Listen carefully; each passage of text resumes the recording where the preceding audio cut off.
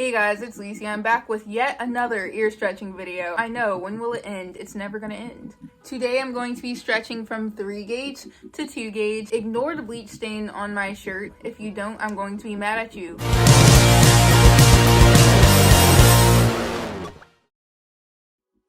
So today is March 6th and I stretched to 3 gauge on January 26th, so it's been a little bit over a month. I just wanted to say I already cleaned my ears. I already cleaned them, so don't worry about telling me to clean them. You should clean your ears too before you stretch. You should clean your ears like every day or something. Take out the plugs.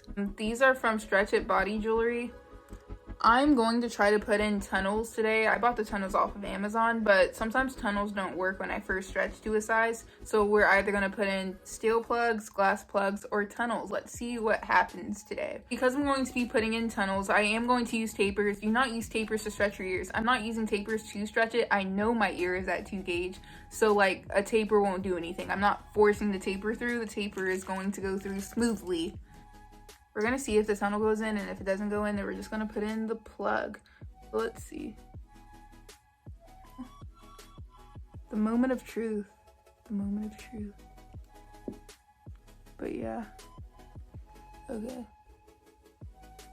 And see? Man, that almost went in better than this ear. Okay.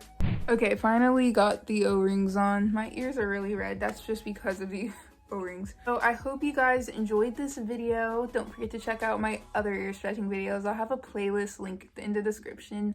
I also have videos on how to fake piercings. Thank you for all the subscribers I've gained and the views and stuff like that. Thank you, because it's cool. People are actually watching my videos. Anyway, so I hope you enjoyed this video. Don't forget to like and subscribe, and I will see you next time with a new video. Bye.